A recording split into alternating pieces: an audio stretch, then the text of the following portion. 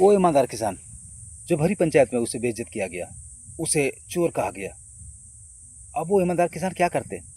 उसे फरमान जारी हुआ, उसे मुखिया ने फरमान जारी किया कि तुम इस घर से और इस गांव से अभी तुरंत छोड़ दो, आपको यहाँ रहने का कोई हक नहीं है। आप जैसे लोग इस हमारे समाज का के लिए कलंक हो, हमारे देश समाज के लिए कलंक हो, तुम अभी के अभी इस गांव से बाहर निकल जाओ। तो दोस्तों, मैं एक कहानी बताने जा रहा हूँ। वो कहानी है एक किसान का, एक ईमानदार किसान का। दोस्तों, एक गांव में एक ईमानदार किसान रहा करते थे। उसके बूढ़ी माँ, उसके बीवी बच्चे साथ में रहा करते थे। उसकी ज़िंदगी बहुत ही अच्छी से गुजर रही थी। वो तो थे गरीब, लेकिन जो भी था अच्छी से गुजर रही थी। तो वो किसान खेत जाता, अच्छा से मेहनत करता, अच्छी फसल उगाती और उसकी फसल में शुद्धता थी। उसने कभी वैसा उर्वरक नहीं दिया जिससे खाने पीने वाले लोगों को कुछ नुकसान हो। उन्होंने अच्छी तरह से उपजा की और उपजा करके वो गांव-गांव में बेचते। उसकी जो अन्न थे बहुत ही अच्छा क्वालिटी के थे। लोग उनके अन्न को पसंद करते थे, उन्हीं का अन्न लेते थे। तो तभी उसके गांव में एक बहुत बड़ा व्यवसाय था। एक व्यवसायी था जो बहुत लालची था, वो बहुत इससे बड़ा था। उसके पास धन दौलत, पैसा, रुपया पैसा, पूंजी बहुत ज़्यादा था। वो बाजार से अन्न खरीदते थे और उसमें मिलावट भी करते थे और अधिक मुनाफा में बेचते थे। उन्हें छोटे बड़े की कदर नहीं था।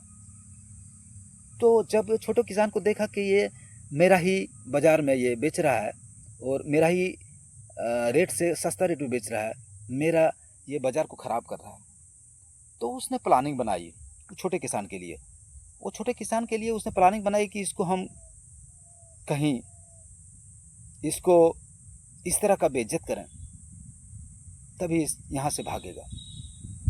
तो दोस्तों, एक दिन क्या हुआ, वो छोटे किसान के खेत में जाके इन्होंने साजिश रची और उसके लहलहाते फसल में कोई जहर डाल दिया। जहर डालने से उसका पूरा फसल खराब हो गया, बर्बाद हो गया। जब सुबह में वो किसान गया और उस फसल को देखा, वो रोने लगे, चिल्लाने लगे। उसने कहा, कल शाम तक मेरी फसल लहलहा रही थी, बहुत अच्छी थी, अच्छी क्वालिटी थी, आज खराब कैसे हो गया? तो उसे उस दबंग व्यापारी का याद आया। उसने सोचा कि मैं गांव में पंचायत करूंगा और उसको पूछताछ करूंगा। फिर वो जो बड़े व्यापारी थे, दबंग व्यापारी थे, उसने उस बात को सुन लिया। गांव में चर्चा हो रही थी कि आज पंचायत होगा और चोर को पकड़ा जाएगा। ये छोटे किसान को किसने धोखा दे दिया, इसका फसल को बर्बाद कर दिया। उतने में वो साजिश रच लिया। बड़े किसान जो था, बड़े व्यापारी था, दबंग व्यापारी था, उसने उस छोटे किसान के प्रति कुछ साजिश रचा। वो मुखिया के पास गए सुबह सुबह में। वो मुखिया को बोले, मुखिया जी, मेरा एक सोने का चेन चुरा लिया है और मुझे शक है वो छोटे किसान जो है उन्होंने ही मेरा चेन चुराया है। इसलिए कि वो मेरा घर गया था और सिर्फ वही गया था, इसलिए मुझे पूरा शक है उसने मेरी चेन चुराई। कल सुबह में पंचायत बैठी तो पंचायत में ये फैसला लिया गया कि हम उस किसान का घर में तलाशी लेते हैं।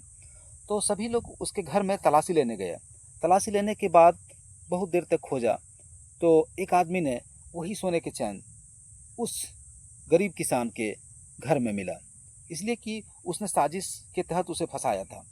तो लोग अब छोटे किसान जो था उसके तरफ नहीं हो करके वो बड़े व्यापारी के साथ होने लगे। चर्चाएं होने लगी कि ये तो बहुत गलत है, ये चोरी कर रहा है, मेरा गांव समाज को बदनाम कर रहा है, इसलिए इसको मैं सज़ा देता हूँ। उसके मुखिया ने सज़ा दिया कि तुम इस गांव से बाहर निकल जाओ, इसलिए कि चोरों का इस गांव में कोई जगह नहीं है। तुम अभी के अभी इस गांव घर को, अपने खेत खलिहान को छोड़ के निकल जाओ। बस ये फरमान जारी हुआ। फिर वो तीनों, उसकी बूढ़ी माँ, उसके बच्चे, उसकी बीवी, वो तीनों घर से निकल पड़े। और निकलने के बाद जाते जाते वो शाम हो गई और रास्ते में एक जंगल, बहुत विशाल जंगल पड़ता था। उस जंगल में जाके वहाँ आराम किए। फिर बारिश होने लगी। बारिश होने के बाद इतना बारिश होने लगी कि वो भीगने लगे। वो तो किसान ने सोचा कि हम भीग जाएंगे तो बीमार पड़ जाएंगे। तो तभी कुछ वो किसान ने बचने का उपाय सोचा। फिर आगे गया, तरह तरह का हर तरह दौड़ने लगा, वो उपाय सोचने लगा। तो उसने देखा कि उस जंगल में, बहुत भयानक जंगल में, एक बहुत बड़ा चट्टान है। उस चट्टान के नीचे में एक गुफा है। तो उन्होंने वहाँ जाके तीनों लोग, अपने बच्चे, उसकी बूढ़ी माँ और उसकी बीवी ने शरण लिया। और शरण लेने के बाद उसे वहीं आराम किए, रात भर आराम किए। और जब भूख लगी तो उसकी लड़की ने जंगल में जाके और जंगली फल तोड़ के लाते और अपने पिता को खिलाते, खुद खाते और अपनी बूढ़ी दादी को खिलाते। फिर कुछ दिन इसी तरह से वहाँ पर बीत गया, 3-4 दिन बीत गया, 8 दिन बीत गया। तो वो बच्ची जो थी, वो किसान का बच्ची थी, उसने उस गुफा में साफ सफाई करने लगा। साफ सफाई करने के बाद एक लाल पोटली मिली। उस पोटली में सोने का सिक्का भरा हुआ था। तो वो बच्ची ने उस सोने की पोटली को देखा और अपने पिता को कहा कि पिता देखिए, ये सोने भरा पोटली है, इसे हम ले लेते हैं। तो किसान ने कहा, उसके दादी ने कहा, हाँ, जिसका कोई नहीं होता उसका भगवान होता है, ईश्वर होता है, हमें भगवान ईश्वर ने दिया। तो वो सोने की पोटली को लेकर के गांव के ही बगल में एक प्यारा सा घर बना लिया। वो अब तीनों अपने परिवार, अपने बच्चे, बूढ़ी माँ और बीवी बच्चे के साथ अच्छे से रहने लगे। कुछ दिन रहने के बाद वो बड़े व्यापारी के कान में गया। वो बड़े व्यापारी ने अपने दिमाग लगाया कि ज़रूर उसे कोई सोने का सिक्का मिला है और वो उस खंडहर में रह रहा था, उस खो में रह रहा था, तो वहाँ पर ही मिला होगा। तो मैं क्यों नहीं चलूँ, मैं भी अमीर आदमी बन जाऊँगा, मैं भी जाऊँगा। तो वो अमीर जो व्यापारी थे, जिसने उससे दुश्मनी की थी, वो भी उस गुफा में गया और उस गुफा में तलाश करने लगा कि कहाँ सोने का गठरी है। तलाश करते करते उन्हें भी एक सोने का गठरी मिल गया और सोने की गठरी जैसे हाथ में उठाया, उसका आँख अंधा हो गया। वो कुछ सूझ भी रहा था, तो इधर उधर भटकते भटकते भटकते भटकते 3-4 दिन हो गया, वो कहीं उसको रास्ता दिखाई नहीं दे रहा था। तो उसको याद आया कि मैं इस लालच में फंस गया हूँ। इस सोने के गठरी को जब तक मैं हाथ में रखूँगा तब तक मुझे कुछ दिखाई नहीं पड़ेगा, मुझे कोई रास्ता नहीं दिखाने पड़ेगा। तो दोस्तों देखिए, लालच क्या होता है। तो उसने बड़ा सोच से काम ली और उस गठरी को फिर वहीं रख दिया जहाँ से वो गठरी मिला था। उसके बाद रखने के बाद उसे फिर दिखाई देने लगा। वो दिखाई देने लगा, अब उसके पास पश्चाताप के सिवा कुछ नहीं था। उसे तरह तरह के दिमाग में आने लगा कि मैं जो किया हूँ बहुत ख़राब किया हूँ, मैं उस किसान को बहुत बड़ा मैं धोखा दिया हूँ, मुझे भगवान माफ़ नहीं करेगा। तो और फिर गांव में भी वो इंसान किसान की चर्चा होने लगी कि वो इंसान किसान था, वो उसे घर से बाहर निकाल दिया, गांव लोगों को भगवान कभी माफ़ नहीं करेगा, हमें उसे निकाल ढूंढना पड़ेगा और हमें उसे सम्मान फिर से लौटाना पड़ेगा। लेकिन वो मुखिया खोजते खोजते फिर वो किसान के यहाँ गया जहाँ उसकी ज़िंदगी फल फूल रही थी, अच्छी से लोग रह रहे थे, उसके बाल बच्चे अच्छे से रह रहे थे, उसके बूढ़ी माँ अच्छी से रह रही थी। और मुखिया उसके पास गया, बोला, बाबू तुम